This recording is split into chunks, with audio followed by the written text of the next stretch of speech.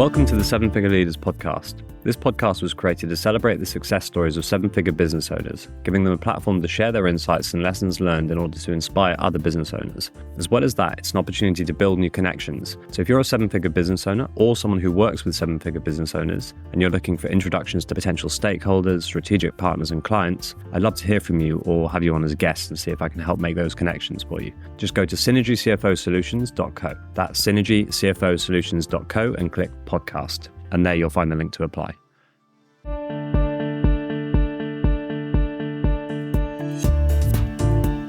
Welcome. And today we've got Cliff Spolander from Business by Design. Welcome, Cliff.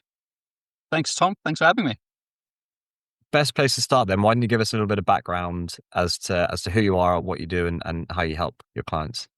Perfect. Well, my background is ex-military. Was an officer in the South African Navy, and I did a short stint with the British Army when I came across from South Africa. Been in business now for going on 25 years. I've bought and sold 4 of my own companies. I've franchised 1, and I've licensed another in 5 different countries. Through all of that, I've made many mistakes, and I've learned loads during the journey. And so I now work with clients to help them get their companies ready for selling if they wish to sell, but also help them to scale if they want to scale, but basically help them to create that asset that they want, whatever that may look like for them, so that they can have a successful exit whenever they choose to leave the business. So I really go in and help them get the nuts and bolts and fix the problems and get them to the point where they love their business. Brilliant. So that is clearly solving a massive problem, and depends where you look for the stats, but 80 to 90% are the ones that get floated around quite regularly. So that's 80% of businesses that get put up for sale never sell. And like I said, 80 to 90% because not all businesses for sale are actually ever put up for sale. So it's hard to actually even track that stat. So clearly a big problem with people that want to sell their business that can't. And so what do you do then? What are the typical things that you'll find with a business that, one day wants to sell, that just means that they're not prepared and there's no chance of them selling? And what do you do to then fix those things? That's a great question. The main areas I come across with owners is that they don't really know or have clarity as to where they are exactly. They don't really understand the value of the business. They don't understand the risk profile of the business. And more importantly, they may wish to sell, but they don't really understand the process of the selling.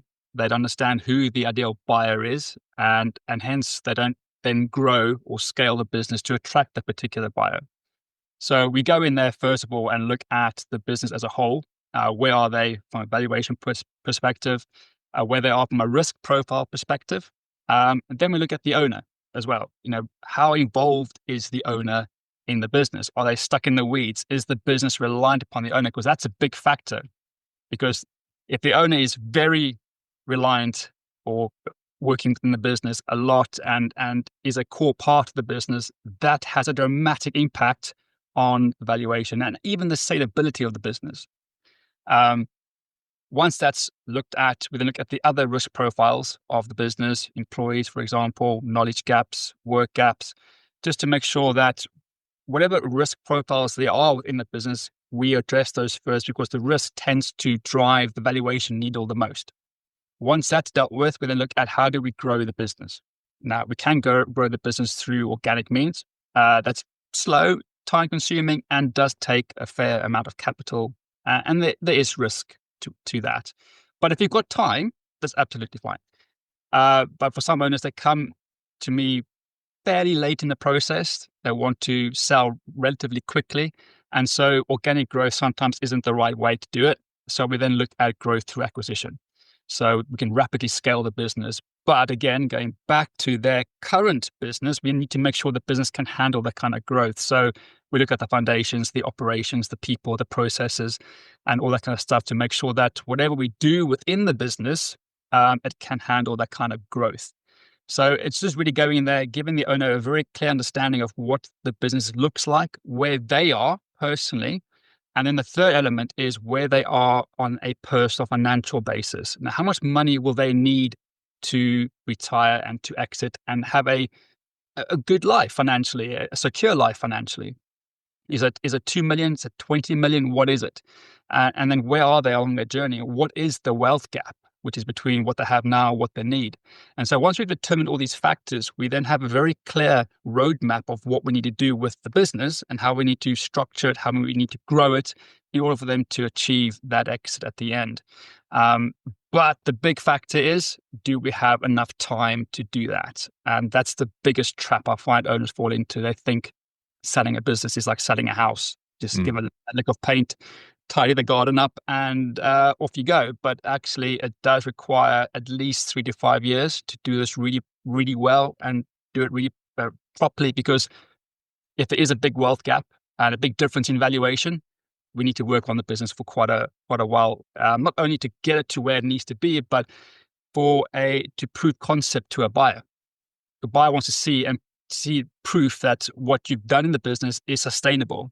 And you can only do that over time. You can't just make up these figures. So time is a key factor. Yeah, I definitely agree with that. And very often, usually my clients usually at a slightly earlier stage. They're usually 5+ years away from wanting to sell rather than 1 to 3. But I do come across businesses or business owners who will say, we want to sell within the next year or so. And so people often don't think about it until they're kind of a year, maybe 2 years away. And then it's like, okay, we need to start preparing the business for sale. But as you just said, you need to prove that your earnings are consistent. You need to prove that you've had all these systems and processes and procedures in place for a while. And if you do need to increase your profits and cash flow in order to increase that valuation, then you need time to do that. So I think that's a big education piece around this. What do you find from your perspective and the business owners that you speak to? You say you're right. It is a massive education piece. And the odd thing is that through my research, I have found there are two tracks of owners. One that says, well, we can sell whenever we want to, which is not true, unless the business is already prepared for that. But the other, which is other factor, which was a massive surprise to me, is that some owners view exiting a business as a sign of failure, which never crossed my mind before. I would never even have thought about it. But it came through in some research I did, is that they think it's a sign of failure, but actually it's the exact opposite. It should be a sign of success. It should be a massive capital event for them, provided they do things in the right way. And so again, yes, it's an education piece to help them say, right, when is the best time to start planning your exit? And I always say the best time to start planning your exit is the day you start trading. You've got to begin with the end in mind. The next best time to start planning your exit is right now. So it's never too early to start. It's always too late to start. Yeah. So for owners, it's just to think about, but with Stephen Covey, it always says, begin with the end in mind. What does the end look like for you? What do you want it to look like? And then just grow, develop, and scale the business accordingly. But the other on the flip side is that some companies aren't sellable just by their very nature. My wife's business, she's a consultant. She is the business. She can't sell the business. However, by closing the business down and using the business while she has it as a cash cow and using the finances to provide for her pension pot and things like that, is a way of successfully exiting a business. So don't think by closing a company down is also a sign of failure, but it isn't. If you use the business correctly and then close it down at the end of its lifespan or whenever you wish to, that again is classed as a successful exit. But again, you have to be intentional about it. You have to be focused about it and have a plan in place for you to have the chance of successfully exiting the business. Another factor that you mentioned, you talked about the business owner and the financial situation that they're in and making sure that, they're going to sell the business for enough to get them into the next phase of their life, whatever that is.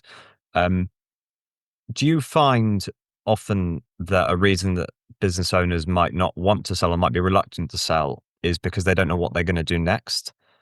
I have a few people who, within my network, who are about to sell their business. And one of the reasons that they were reluctant to actually go through the process was because they don't know what they're going to do next. And they're young, they're in their 30s. But I wonder whether that sort of reluctance is seen with slightly older business owners as well, in their 50s and 60s. Interested to hear your thoughts on that. Oh, yeah. That is why we look at exit planning as a three-pronged attack, or three-legged stool, as it were. It's the business, it's the person, and it's the personal finances. And you're right. If you haven't planned what your life will look like post-exit, you will probably scupper the deal or not want to go ahead with the deal. So owners tend to fall into two kind of categories. Ones that don't know what they're going to be doing, but they sell anyway. And then when they do sell, they don't know what to do with their lives. And especially true if they are slightly older in age, because they're essentially going to be retiring. What are they going to do? They haven't really thought about what life will look like post exit. Now, if you're slightly younger, you've got time, energy to play with, and you can kind of bounce back. But if you don't know where you're going after your exit, it's going to be a scary place. And I've seen owners throw away perfectly good deals purely because they realize once they sign the SPA, the sell and purchase agreement, they don't know what you're going to be doing on the next Monday. They've got all this time now available to them, and they haven't got a clue what they're going to do with it. And so having a plan in place post exit is probably just as important as having a plan pre exit. Because if you don't, I've seen owners throw away perfectly good deals purely because they rather stick with the devil they know than the devil they don't. And so we work with owners on that basis to work out, look, what were your hobbies? What did you enjoy doing? And put a plan in place now so that when that exit happens, they really are playing that sport or part of a club or whatever the case is. So it's a very easy transition. And so they won't mess the deal up. So yeah, knowing what you're doing post exit is incredibly important. And do you have any examples of everything you've just talked about that you can explain and run us through, just for anyone who's listening to this who can understand what you're saying, but perhaps needs an example just to make it a bit more real and relatable? Any sector, any kind of story, case study. Yeah, I've got two actually, on both extremes. I've got one owner who sold his IFA firm to a private equity company. And over the years, he worked incredibly hard getting to the company to this point where he could exit with a really good sum of money, where basically he can retire for the rest of his life, which he did do. And he enjoyed the first year, and then he realized, I'm bored. But he also realized that his two sons have left home. They've grown up, and he missed out on them growing up. He was so busy focusing on the business, growing it and scaling it and getting it to the point where he could sell, that he missed out on his kids growing up. He's managed to salvage the relationship with his boys, obviously, but he actually missed those important years when they were at home. Another owner, the deal happened beginning of last year, where we got the deal structured, got the valuation he wanted, everything like that. Everything was set up. Both buyer and seller were very, very happy. And just before we signed the SPA, he pulled out because he realized at that point, he didn't know what he would be doing. He's late 50s, so he had a good time span, but he's been in the business for, well, since he was early 20s, I believe. So that's all he knew. And he didn't actually have a plan of what he was going to do once he signed on that dotted line. And that fear of knowing that he's got 20, 30 years left, but no idea what he's going to do, actually scared him, and he didn't sign. And he threw away a brilliant deal, which would have set him up for life financially. But because he didn't plan post-exit, he binned the deal. And I think it's going to be a big regret that he will have in the Yeah, future. yeah, that's really interesting. And on the kind of the business aspect, so we talked about unsaleable businesses and problems that the business carries. Um, so I mean, I can think of a few examples. I spoke to a business owner recently who runs their business on Excel, doesn't have any kind of accounting software, and they want to sell the business within a year or so. Um, Another one where you highlighted the business owner is the business. So obviously you have to reduce the dependency on the business owner. Any examples you can share again that the business owners might listen to and think, oh yeah, that's my business. I need to work on this. Yeah, I think the big one is the financials. The owners think that they could sometimes use the business as a personal piggy bank. So they take out money to pay for a new bathroom or mobile phones for the family and pay for holidays, that kind of stuff. And so they mix personal and business together, which can be very tricky to kind of weed out. And it does spook buyers because that's extra work that they have to do and work out the profit add backs. And is it true? Is it not? Um, the other part is buyers are looking for clean financials. So having an Excel spreadsheet just doesn't cut it. You do need to have proper financials, a proper P&L, and a proper balance sheet. The other thing that is always missing is a cash flow statement and a cash flow forecast. So when I ask for, now I'm looking to do my own acquisitions or to acquire by the business, I ask them for a cash flow statement and a cash flow forecast, and they look at me blank.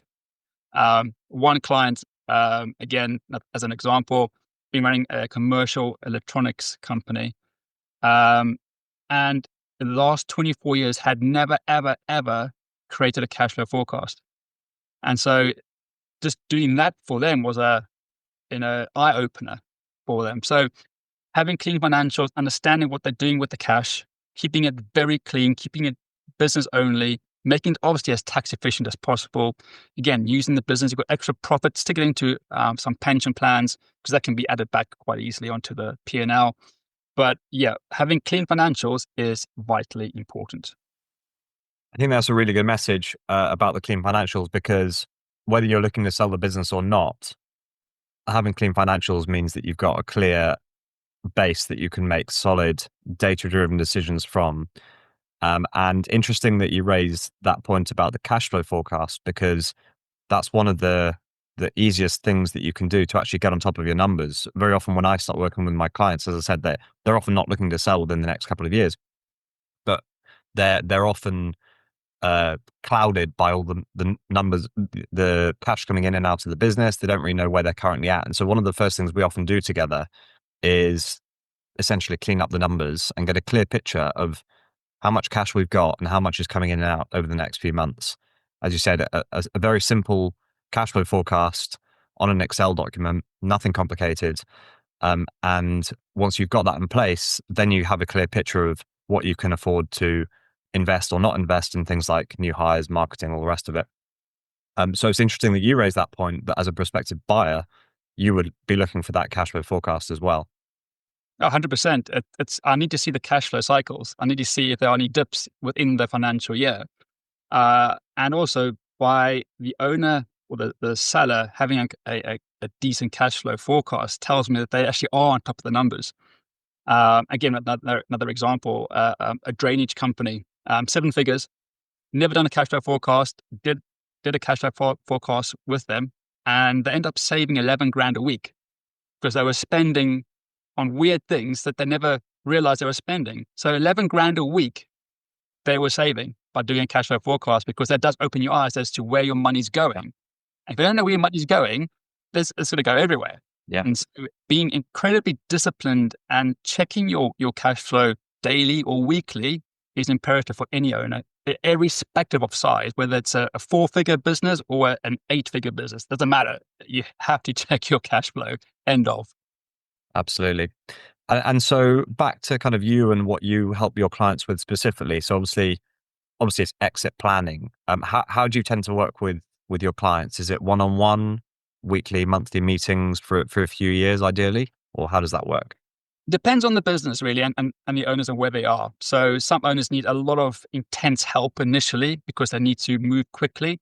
Other owners who've got quite a long runway, we can take our time and work things out. But regardless of where the owner is, the process is always the same. We first of all get clarity, and we do that through a rather in-depth assessment of understanding where the business is, where the owner is, and where they are personally financially.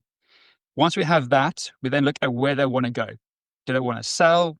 Can they liquidate? Or if the business is unsellable, Will we have to close it down? What does that look like? And so we take all these different variables into play and then create for them a personal master action plan. So we understand their location, understand their destination, and by understanding where and how they want to move, we can create a pathway for them to get to the point where they can successfully exit. And we do that on regular 90-day cycles. We can meet monthly, we can meet a few days a month, we can meet quarterly, whichever works for them. But essentially, that master action plan gets worked on every single 90 days, every single month, so that they can achieve those goals. So we have a very strict, focused way of working in terms of what do you want to achieve in year 1, year 2, year 3, work backwards, and then plan those tasks out every 90 days so they have a clear strategy of how they're going to be working. Yeah, I love that. And that's actually almost exactly how I work with my clients. So yeah, set the long-term target, get clear on where we are today, reverse engineer it back to go for year-long goals first, and then break that back into 90 or 30-day targets, and then work out what we need to do every month to get on track to doing those things. So yeah, love the way you laid that out, nice and logical. And then, okay, so for anyone who is listening to this and wants to get in touch with you, what's the best way to do that? We'll put a link to your LinkedIn and your email address in the show notes. But are you open to conversations? Yeah, by all means, I'm more happy to have a half an hour to hour conversation with someone. And you can find me on LinkedIn, as you say, or if you go to businessbydesign.co.uk, you'll get the information there. So more than happy to help anyone who's looking to scale or looking to exit the business, because I want to see people get a return for all the hard work they put into their business and see something, a tangible result at the end. So more than happy to speak with people. Okay, brilliant. All right, Cliff, well, pleasure to have you on as a guest, and wishing you and your clients all the best on their journeys as they try and sell their businesses. Thanks for having me, and all the best to you guys. Cheers. Cheers. Bye. Thanks for listening. As I mentioned at the beginning of the episode, this podcast was created to celebrate the success stories of seven-figure business owners, giving them a platform to share their insights and lessons learned in order to inspire other business owners. As well as that, it's an opportunity to build new connections. So if you're a seven-figure business owner or someone who works with seven-figure business owners and you're looking for introductions to potential stakeholders, strategic partners and clients, I'd love to hear from you or have you on as a guest and see if I can help make those connections for you. Just go to synergycfosolutions.co. That's synergycfosolutions.co and click podcast. On that page, you'll find the link to apply.